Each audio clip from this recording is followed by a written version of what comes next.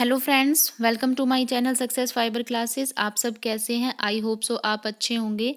तो आज जो नया टॉपिक ऐड हुआ है एस्टेट टीजीटी साइंस के अंदर, वो है हमारा बेसिकली इथेनॉल और इथेनोइक एसिड। ये एक इम्पोर्टेंट चैप्टर है। ये क्लास 10th का है वैसे तो, कार्बोनाइड्स कंपाउंड, पर मैंने उसको ना सेपरेट कर दिया है। उसमें हम रिएक्शन वाला पार्ट उठा रहे हैं, क्योंकि कार्बोनाइड्स कंपाउंड तो मैंने आपको पहले ही करा रखा है ना। वो अगर नोट्स मेरे पास पड़े होंगे तो मैं उसकी पीडीएफ है वो अपने टेलीग्राम चैनल पर डाल दूंगी, तो आप है वहाँ से उसको रीड आउट कर लीजिए और उन वीडियो को भी देख लीजिएगा, ठीक है। तो यहाँ पर हम उसके रिएक्शन वाला पार्ट करेंगे, क्योंकि इससे ना 2021 के अंदर क्वेश्चन बना था, ठीक है। वो क्वेश्चन भी मैंने इसके अंदर ऐड कर दिया है ना। तो उस क्वेश्चन को भी मैं आपको बिल्कुल अच्छे से समझाऊंगी। उससे पहले आपको थोड़ा ये पता होना चाहिए रिएक्शन के बारे में। कंटेंट पर जाने से पहले मैं आपसे एक छोटी सी रिक्वेस्ट करना चाहूँगी। भाई, कहाँ पे मेरी मेहनत में कमी आ रही है, कहाँ पे आप लोगों को मेरा कंटेंट अच्छा नहीं लग रहा, कहाँ आपको मेरे पढ़ाए हुए कंसेप्ट समझ में नहीं आ रही, कि आप वीडियो को देख लेते हैं लेकिन लाइक नहीं करते।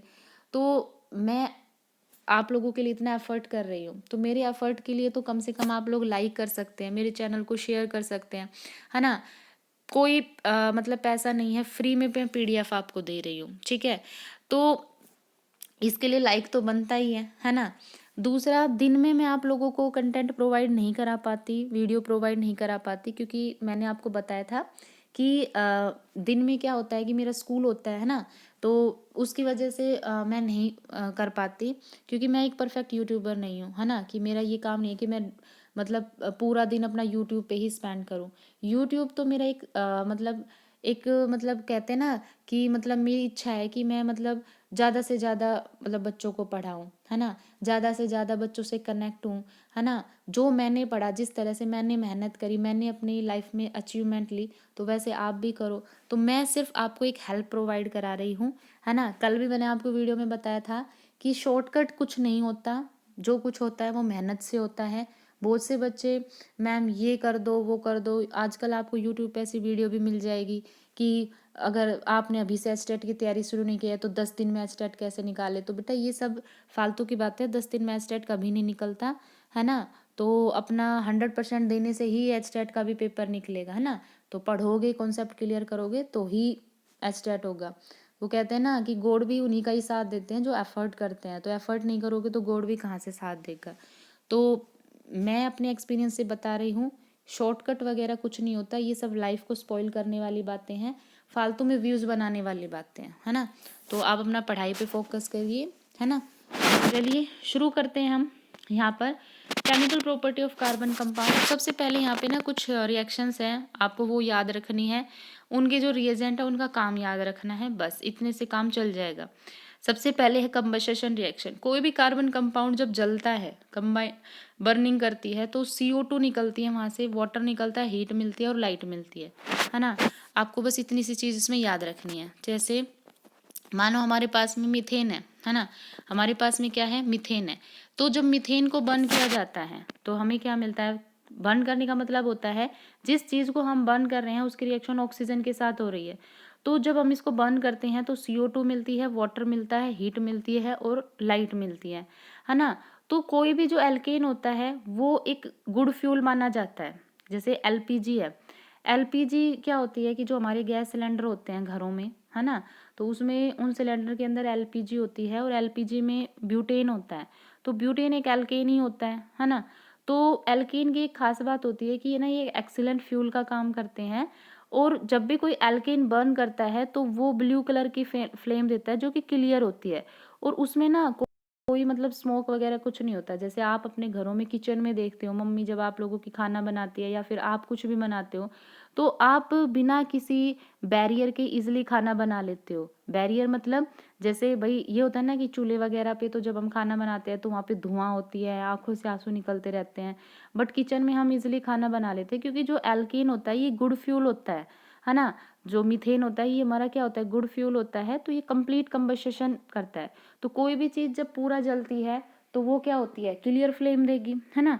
तो इसमें क्या होगा, तो लॉट ऑफ हीट एनर्जी है वो वहाँ पर निकालेगी, है ना। तो यही होता है कि जो सैचुरेटेड हाइड्रोकार्बन होते हैं जब ये बर्न करते हैं तो ये क्लियर ब्लू फ्लेम देते हैं और नॉन शूटी का मतलब होता है जिसमें कोई काला धुआं नहीं होता है। ऐसा क्यों होता है?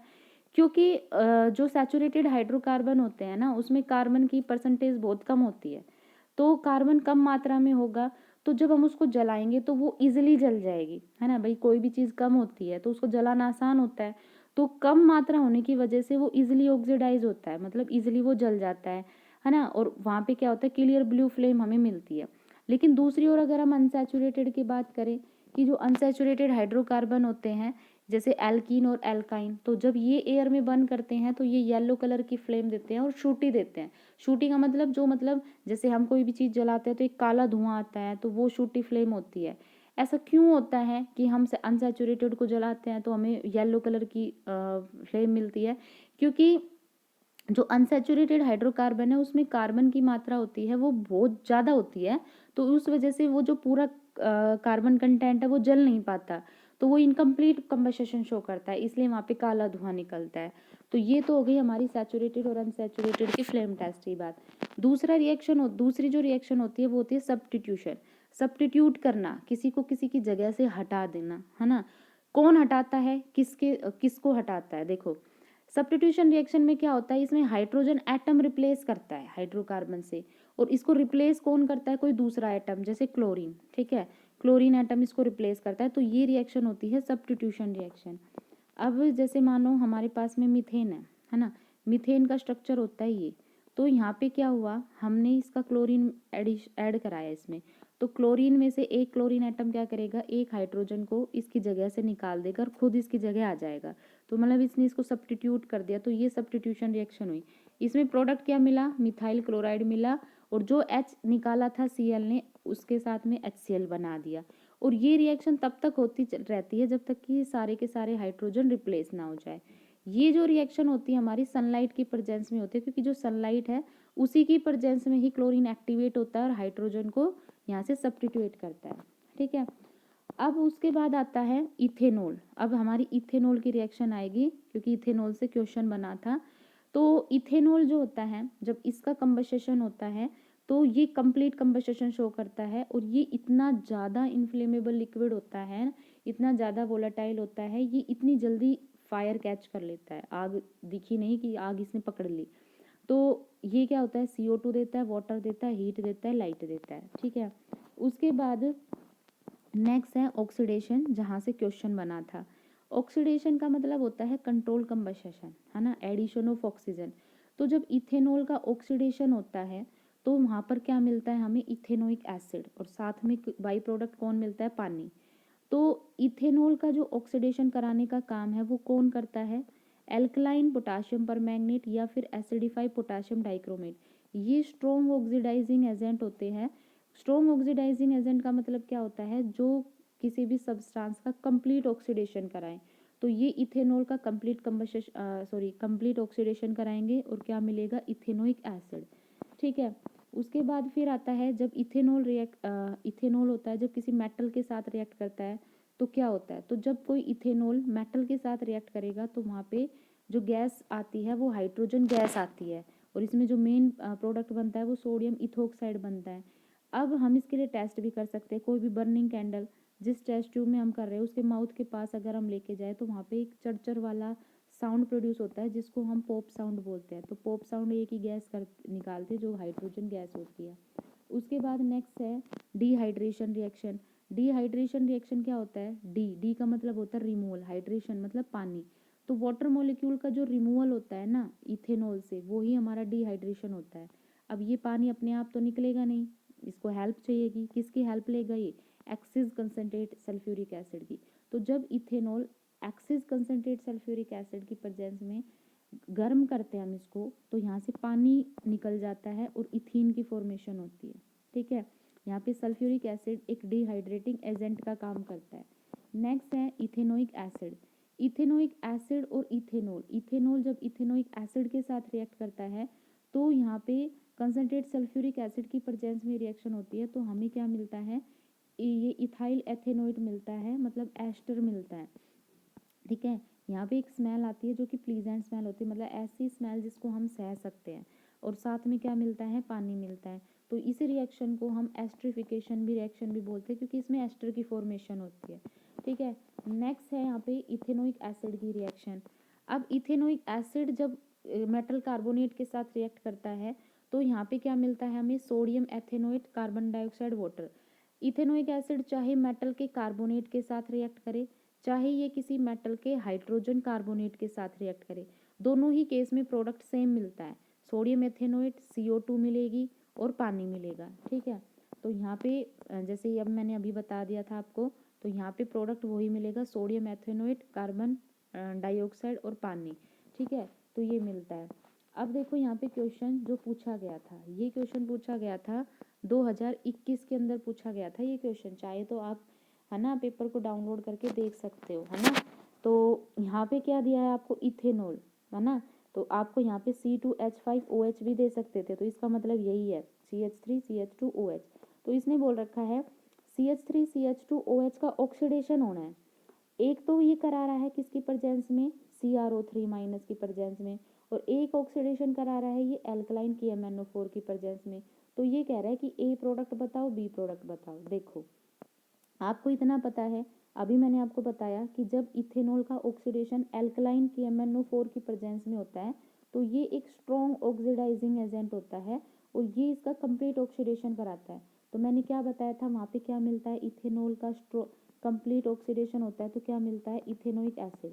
तो वो ऑप्शन देखो जिसमें बी ऑप्शन इथेनोइक एसिड है, तो भाई एक ही ऑप्शन है जिसमें बी हमें इथेनोइक एसिड मिल रहा है, तो इसका मतलब इसका आंसर ए होगा। तो जिस बच्चे को पहले वाला मान लो नहीं पता था तो वो सिर्फ बी वाले से ही आंसर निकाल सकता था, है ना। तो हमें पता है इथेनॉल का ऑक्सीडेशन होता है जब पोटाशियम परमैंगनेट की प्रेजेंस में, तो कंप्लीट ऑक्सीडेशन होता है क्योंकि ये स्ट्रॉन्ग ऑक्सीडाइजिंग एजेंट होता है, तो इथेनोइक एसिड मिलता है। अब दूसरा है ए वाला प्रोडक्ट बताना है। देखो जो CrO3- होता है ये हमारा ऑक्सीडाइजिंग एजेंट तो होता है, लेकिन ये माइल्ड ऑक्सीडाइजिंग एजेंट होता है, मतलब बीच का। तो ये क्या कराता है, किसी भी चीज़ का पार्शियल ऑक्सीडेशन कराता है, मतलब पूरा नहीं करवाता, पार्शियल ऑक्सीडेशन कराता है। अब हमें पता है कि इथेनॉल है, जब पार्शियल ऑक्सीडेशन करेगा तो H2 तो यहाँ से रिमूवल हो जाएगा, क्योंकि ऑक्सीडेशन का मतलब क्या होता है, रिमूवल ऑफ H2O, ना sorry removal of hydrogen H2, तो H2 निकल गया, तो प्रोडक्ट क्या बना, CH3CHO, यही तो बना क्योंकि H2 तो निकल गया यहाँ से। तो ये क्या है हमारा CH3CHO एस्टेल्डिहाइड। तो ए ऑप्शन हमारा क्या हुआ, CH3CHO। तो इसका आंसर क्या था, ए इसका आंसर था। तो देख सकते हो आप किस कैसे क्वेश्चन है वो पूछे गए थे। ठीक है, तो आई होप आपको मेरे एफर्ट्स अच्छे लगे, है ना, मेरा कंटेंट अच्छा लगा, मेरी वीडियो अच्छी लगी, मेरा पढ़ाना अच्छा लगा, मेरा पढ़ाने का तरीका पसंद आया। तो वीडियो अच्छी लगी, चैनल को लाइक कीजिए, शेयर कीजिए, सब्सक्राइब कीजिए। कल हम फिर एक नया टॉपिक करेंगे। So thank you very much.